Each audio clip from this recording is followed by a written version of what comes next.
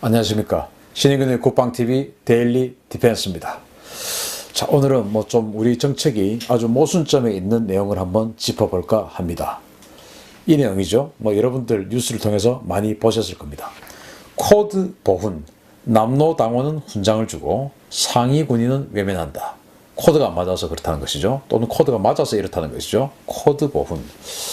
보훈의 코드가 작동이 됐어야 되겠냐 싶은데요. 한번 살펴보겠습니다. 바로 이 내용이죠. 우리 언론에 보도된 내용인데요. 손혜원 의원 부친 이야기입니다. 자, 언론 보도 내용을 한번 보겠습니다.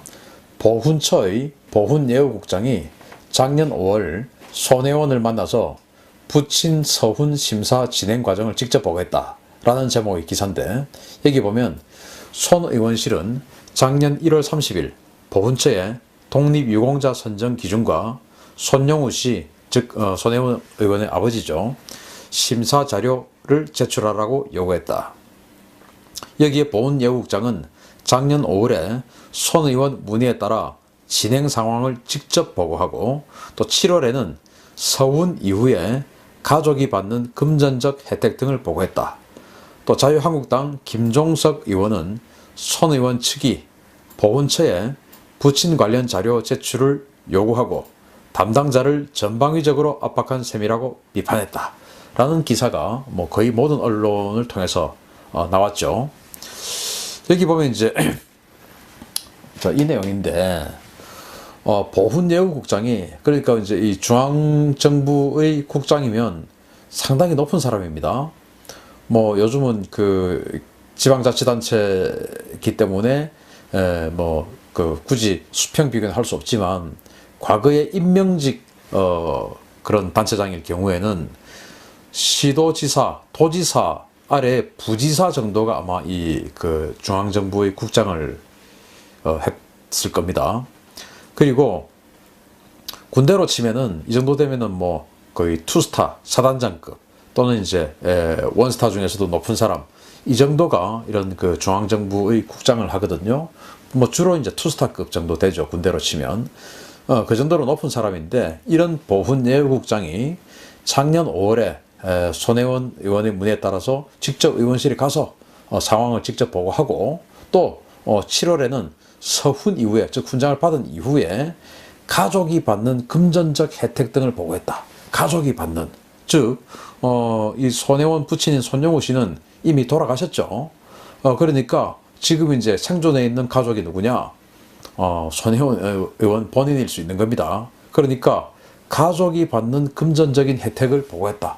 그런데 이제 연금을 얼마를 받는지 모르겠지만 100만 원은 넘을 것이라고 예상들을 많이 하죠. 그래서 그런 금전적인 혜택을 보훈예우국장이 2번이나 손혜원 의원실을 찾아가서 직접 보고하고 서운을 결정을 한 것이죠. 아주 특혜 중에서도 이런 특혜가 없다, 이런 비판이 나오고 있는 부분이죠. 자, 그러면은 손혜원 의원의 그 아버지는 어떤 사람이냐 한번 보겠습니다. 이 사람이 고 손용우 씨, 즉 손혜원 의원의 부친이에요. 경기도 양평 출생입니다. 1922년생이고 2018년 결국 작년에 건국훈장 애족장을 받았습니다. 그러면 왜 건국훈장을 받았냐? 이런 설이 있다라고 해요. 뭐냐? 1940년도에 조선일보, 동아일보의 폐간에 대한 부당성을 성토하고, 그리고 일본이 지금 그때 이제 대동아 전쟁해서 중국과 중일 전쟁하고 있고 동남아시아를 침공하고 그랬던 때 아니겠습니까? 그런데 이 일본이 조금 있으면 전쟁에 질 것이다, 이런 식으로 이제 떠들고 성토했다라고 해요. 네, 그러니까 이제 일본에 대해서 반일 활동을 했다라는 설이 있다라는 겁니다. 그래서 이런 활동 관계로 인해서 투옥이 됐었다라는 설이 있다라고 해요. 이제 그런 설이 있습니다. 그리고는 이제 이 사람의 이력을 보면 조선공산당 공산청년동맹 서울지부의 청년단원이었습니다. 그리고 여운형의 청년 비서였다라고 해요. 그리고 이제 남조선 노동당 활동을 했는데, 이 남조선 노동당이 바로 남노당이죠. 그런데 이제 이 남조선 노동당 활동을 했다는 것이 이런 독립유공자 포상 범위 및 기준 개선 방안 학술 연구 영역의 최종 보고에 나와 있다라는 겁니다. 이 사람이 남노당 활동을 했다라는 게. 그리고 이제 죽기 전에는 새정치국민회의 고문을 역임을 했었고요. 그리고 이제 광복 후에 계속 어떤 훈장 서운 심사 신청을 했는데 5번에 걸쳐서 기각이 됐다라고 합니다. 1985년, 89년, 91년, 그리고 2004년, 2007년 이렇게 5번에 걸쳐서 사회주의 계열 활동 사유로 훈장 서원이 거부됐다고 합니다. 그런데 문재인 정부는 사회주의 경력이 있더라도 북한의 정권 수립에 직접적인 기여가 없으면 서훈 대상으로 분류한다 라는 것으로 규정을 개정했다라고 해요.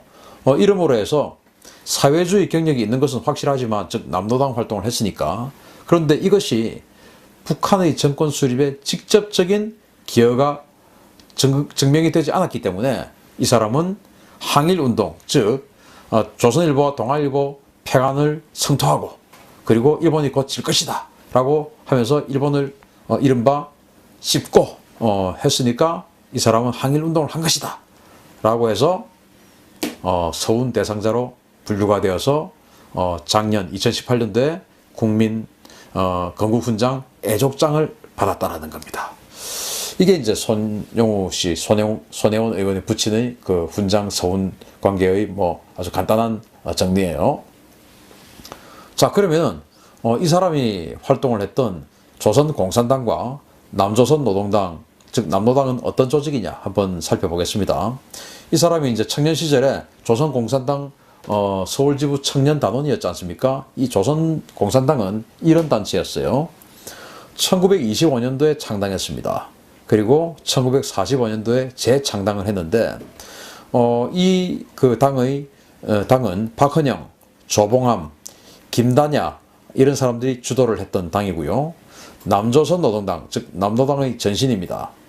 그런데 이후에 이렇게 이제 조선공산당 활동을 하다가 이후에 코민테른의 지령이 내려와서 북조선 지역에, 즉 북한 지역에 조선공산당 북조선 분국을 만들어라 라고 하는 코민테른의 지령에 따라서 김일성이 북한 지역에 조선공산당 북조선 분국을 만들었지요. 이 조선공산당 북조선 분국이 결국은 나중에 조선노동당, 지금의 조선노동당이 된 것이고요. 이 조선공산당은 극단적인 폭력 노선을 걸었습니다. 그리고 신탁 통치에 대해서 찬성하는 찬탁의 입장이었습니다. 그런데 이 찬탁도 처음에는 신탁 통치에 대해서 반대하는 반탁 운동을 같이 했었어요. 민족주의 그리고 자유민주주의 세력들과 함께. 민족주의와 자유민주주의 세력은 신탁 통치에 반대하는 반탁 세력들이었고, 나중에 이 공산 세력들은 찬탁 세력이었는데 이 공산 세력은 원래는 반탁이었습니다. 그러다가 코민테른의 지령에 따라서 찬탁으로 돌아섰죠. 왜? 그래야 이제 북조선에라도 하나의 어떤 거점을 만들 수가 있으니까 찬탁으로 돌아선 겁니다. 그래서 결국은 찬탁 입장이, 공산당이 찬탁 입장이었습니다. 그리고는 이제 반일, 또 반제국주의, 그리고 플로레타리아 혁명을 주창하는 그런 당이었어요. 그리고 이제 나중에 분단 이후에 남조선 노동당이 있죠. 1946년에 창단되었습니다.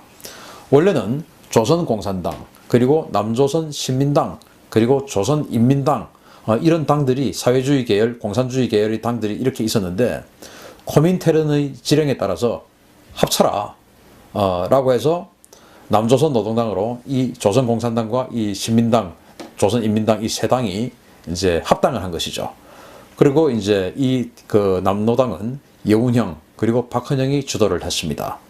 이 남노당이 어떤 활동을 했냐? 노동자, 농민을 선동을 하고 반란 사건을 주동했죠. 어떤 반란 사건이고 어떤 사건이냐? 바로 제주의 4.3 사건입니다. 그리고 여순 반란 사건입니다. 그리고 남부군 사건 등 여러 어떤 당시 정부 수립 초창기 또는 정부 수립 직전의 그 혼란기에 엄청나게 우리 사회에 데미지를 준 그런 사건들이었죠. 지금은 뭐 제주 4.3 사건 같은 경우에 완전히 뭐 재조명을 받고 있습니다만은 그렇다고 해서 제주 4.3 사건 전체가 다 미화되어서는 안 된다. 거기에는 분명히 이 남조선 노동당의 핵심 세력들이 대한민국을 전복하기 위해서 활동했던 그것이 4.3 사건의 핵심적인 내용이고, 거기에 억울하게 죽은 제주도민들이 많다. 그래서 그 억울하게 죽은 돌아가신 그분들에 대한 추모를 우리가 해야 된다. 이게 이제 4.3 사건의 입장이지, 요즘 뭐 4.3 사건에 대해서 그냥 다 추모 분위기로 가는 것 같으니까 4.3 사건은 그건 나쁜 거 아니야 라고 인식해서는 그거는 좀 위험하다라는 말씀을 제가 드립니다. 그리고 이제 북한의 지령하에 테러, 게릴라전을 수행을 한 것이 남노당입니다. 그리고 그 김일성이 그 에치슨 라인을 끈 이후에 김일성이 소련의 스탈린한테 달려갔죠. 그리고 나서 지금 뭐 에치슨 라인이 이렇게 그어져서 극동 방어선이 이렇게 한국이 빠졌다. 그래서 미군이 없다. 미군이 다시 올 가능성도 없다. 그러니까 우리가 한국을 침략할 텐데, 우리가 침략하면 저 남노당들이 이 호응을 해줘서 바로 그냥 우리는 보름 만에 부산까지 내려갈 수 있다라고 지금 할 수 있다. 즉 남노당이 그렇게 해준다 라고 해서 그런 여러 가지가 조합돼서 미군의 철수, 그리고 에치슨 라인, 그리고 남노당의 호응, 이런 것들로 인해서 6.25가 발생됐다라고 하는 것이 역사학계의 정설이죠. 대부분 그렇게 알고 있습니다. 저도 그렇게 믿고 있고요. 그렇듯이 이 남노당은 우리 대한민국의 전복을 위해서, 또 북한 주도의 적화 통일을 위해서 활동했던 그런 조직이다 라는 게 정설이고, 손혜원 의원의 아버지는 그러한 단체인 남노당 활동을 한 것입니다. 자, 그런데 반대한민국 활동이었죠. 분명히 그런 반대한민국 활동의 세력을 했었어도 대한민국 정부가 훈장을 주냐. 아까 말씀드렸듯이 신탁통치에 찬성하는 찬탁, 즉 대한민국의 영구 분단을 찬성한 것이죠. 그리고 좌익 테러, 그리고 제주 4.3 사건, 그리고 여수 순천 반란 사건, 이런 것들을 획책하면서 우리 대한민국을 완전히 혼란에 빠뜨렸던 것이 남노당입니다. 그런데 이제 이 문재인 정부 들어와서 서훈 규칙이 바뀌었어요. 어떻게 바뀌었냐? 이렇게 바뀌었습니다. 이것은 이제 문재인 정부, 즉 문재인 대통령을 비롯한 정부에서 한 이야기입니다. 사회주의 활동 경력이 있어도 북한의 정권 수립에 직접 기여한 바가 없으면 서운할 수 있다 라는 겁니다. 그런데 4.3 사건, 여순 반란 사건, 이런 것들, 이런 것들로 인해서 북한의 정권 수립이 직접 되지는 않았지만, 이런 것들로 인해서 북한의 정권 수립에 간접적으로, 아주 또 직접적이진 않지만 상당히 도움이 되었다는 것은 그건 주제의 사실이죠. 그런데도 불구하고 정권 수립에 직접이라는 말을 넣어서 서운을 할 수 있게끔 한 겁니다. 우리 대한민국이 그 어려웠던 시기에 생존을 할 수 없게끔 만들었던 활동들을 해왔던 조직인데, 그래도 북한의 정권 수립에 직접 하지 않았기 때문에 서운하는 거 오케이다. 이게 문재인 정부의 입장이에요. 그리고 이제 문재인 정부 이후에 피우진 보훈처장이 들어왔죠. 그러면서 이렇게 바꿨습니다. 보훈처에서는 이렇게 바꿨어요. 수형, 없고 없어도 독립운동의 공적이 있다고 판단되면 오케이입니다. 그래서 뭐 그냥 그런 설만 있으면 다 그냥 오케이 해주는 겁니다. 사회주의 활동을 했었어도 옛날에 저 사람은 일본에 대해서 항일 운동을 했다라고 합니다. 그런 설이 한 두세 명이 그렇게 이야기를 하면은 설 오케이 해주는 겁니다. 광복 이후에 정부 수립 때까지 사회주의 활동은 긍정적인 평가를 하겠다. 즉 45년부터 1948년까지 우리 48년 8월 15일에 정부 수립했지 않습니까? 그 사이에 3년 동안의 사회주의 활동은 긍정적으로 평가하겠다 라는 겁니다. 그 사회주의 활동으로 인해서 우리가 분단이 고착화되고 뭐 이런 여러 가지 상황은 필요 없고, 그냥 그 정부 수립 이전에 사회주의 활동은 그냥 긍정적으로 평가해 주겠다. 그럼으로 인해서 그 손영우 씨 외에 사회주의 경력자 11명을 서운 대상자로 선정을 하게 된 것이죠. 이게 이제 손영우 씨 애족장 서운의 전말입니다. 자, 그런데 말이죠. 코드에 안 맞는 인사는 보훈 대상자가 안 되는 겁니다. 자, 이분 누구시죠? 바로 박승춘 직전 보훈처장입니다. 이분은 이명박 정부 후반기부터 박근혜 정부 전반에 걸쳐서 거의 6년여 동안 보훈처장을 했던 입지전적인 인물입니다. 이분은 보훈처장을 하면서 한미동맹의 강화를, 어떤 한미동맹 정신이 정말 대한민국의 어떤 존립의 중요한 가치다 해서 한미동맹 홍보, 그리고 나라사랑 홍보, 이런 것들을 지속적으로 그런 사업들을 6년여 동안 펼쳐왔죠. 그런데 이분은 원래는 군인이었습니다. 1947년도 강원도 강릉에서 태어났고요. 육군사관학교 27기입니다. 1971년도에 임관을 했죠. 대부분의 소대장들이 그렇듯이 휴전선 지역의 철책 소대장을 했습니다. 그때 불모지 작전이라고 해서 여름에 풀이 무상하게 자랍니다. 그러면 적이 침투하는 게 안 보이죠. 그래서 요즘은 이제 그것들 다 베어내고 이렇게 하는데, 예전에는 뭐 인력이 부족하고 또 지금처럼 환경이나 또는 건강이나 이런 데 대한 개념이 그다지 없었기 때문에 뭐 이 시기가 월남전 하는 시기였지 않습니까? 그러다 보니까 월남전에서 많이 사용했던 그 고엽제, 즉 풀을 제초제 비슷한 거죠. 그 고엽제를 가지고 와서 살포를 한 겁니다. 그 북한이 침투하는 것들을 미리 파악하기 위해서 비무장지대 내에 풀들을 다 제거하기 위해서 별 수가 없으니까 고엽제를 살포한 겁니다. 소대장이니까 당연히 선두에 서서 작업을 했겠죠. 그러다 보니까 고엽제 피해자가 된 겁니다. 나중에 이제 장군이 되어서 제12 보병사단장을 했고 9 군단장을 했어요. 그리고 합참 정보본부장, 즉 육군 중장으로 전역을 했습니다. 그리고는 이제 국가보훈처장이 됐는데, 지금은 문재인 정부의 전 정권 인사 중에서 적폐청산 1호가 됐습니다. 그래서 뭐 고발도 하고 했지만 결국은 무혐의로 혐의 없음 이렇게 해서 뭐 구속되고 그러진 않았죠. 그런데 문재인 정부 초반에 이 박승춘 처장을 감옥에 보내기 위해서 부단히 노력했습니다. 박승춘 처장은 이제 이런 그 보훈 행사를 할 때 임을 위한 행진곡을 못 부르게 하고 하는 그런 여러 가지 지금 이 정부와는 맞지 않는 그런 일들을 많이 했었죠. 그러다 보니까 적폐청산 1호가 된 겁니다. 그런데 이제 보훈처장을 마치고 고엽제 후유증에 따라서 암이 발생을 한 겁니다. 그래서 지금 투병 중이에요.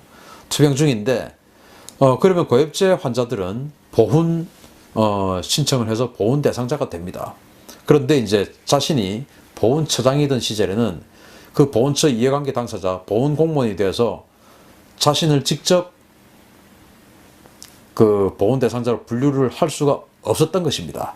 그래서 보훈처를 그만둔 이후에, 즉 이 정부 때 이제 보훈 대상자로 신청을 한 거예요. 자기가 처장이었을 때 했으면은 뭐 아주 편한데, 그러나 보훈 공무원이었기 때문에 자신이 직접 할 수가 없었던 겁니다. 그래서 이제 퇴직을 하고 나서, 즉 정권이 바뀌고 나서 퇴직 후에 보훈 대상자 신청을 했는데 안 받아주는 거죠. 분명히 고엽제 환자는 맞는데 고엽제 환자 단체가 지금 또 있습니다. 그 우리 보훈 단체 중에서 뭐 고엽제 환자, 미망인 단체, 또 북파 공작원 단체, 6.25 참전용사 단체, 월남전 참전용사 단체, 이런 보훈 단체들이 아주 많아요. 그 중에서 고엽제 그 환자 전후회 단체도 있어요. 그러면 이분은 고엽제 분명히 보훈 대상자인데 안 해주는 것이죠. 의결이 됐음에도 그 의결을 또 보류하는 것이죠. 왜? 적폐청산 1호기 때문에. 그래서 지금은 그 보훈병원에서 무료로 치료를 받을 수 있음에도 불구하고 자신의 비용으로 투병 생활을 하고 있습니다. 참 안타까운 상황인데요. 자, 우리나라를 되찾은 영웅들입니다. 정말 일본의 항구에서 우리나라를 되찾는데 기여하신 분들 분명히 영웅들이에요. 또 우리가 존중해야 마땅하고 또 예우해드려야 마땅합니다. 분명히 그래야 됩니다. 그런데 그 이후에 대한민국을 수호하신 영웅들이 또 있습니다. 자유민주주의를 지킨 영웅들이죠. 우리의 독립을 하게끔 노력하신 영웅들, 그리고 우리 대한민국의 자유민주주의를 수호해서 지금 이 잘 사는 나라를 물려주고 만들어주신 이 영웅들 다 같이 우리가 존중해야 됩니다. 그런데 진영 논리에 빠져서 이런 분들에 대해서 만약에 예우하지 않고 존중하지 않고 또 지금 당장이라도 서운을 해드려서 또 보훈 대상자로 분류를 해드려서 지금이라도 이 불행한 어떤 고통을 국가가 짊어져 드려야 되는데도 불구하고 저 사람은 우리 코드가 아니야. 저 사람은 민족적 코드에 맞지 않아. 라고 해서 이들이 우리 대한민국과 우리 자유민주주의를 수호하는 데 기여한 것을 폄하한다면 이거는 맞지 않는 것이죠. 그래서 보훈 대상자를 선정할 때 진영 논리를 떠나서 객관적이고 공정한 기준을 세워야 됩니다. 그런데 대한민국을 지키기 위해서 그 23살의 나이에 휴전선 비무장지대에 들어가서 북한의 침투를 사전에 탐지하기 위해서 고엽제를 살포하다가 고엽제 환자가 돼서 지금 70이 넘은 나이에 암투병을 하고 있는 사람을 보훈 대상자로 지정하지 않는다면 누가 우리 대한민국을 위해서 희생하고 몸을 바치겠습니까? 이렇게 진영 논리에 빠져서 잘못된 잣대를 대서는 안 된다. 똑같이 공평하게 네 편 내 편 따지지 말고 공평하게 우리 보훈 선정을 했으면 좋겠다. 대한민국을 지키고 우리 독립을 쟁취하신 분들 모두 존중받는 그런 사회가 됐으면 좋겠습니다. 오늘 데일리 디펜스 마치겠습니다. 감사합니다.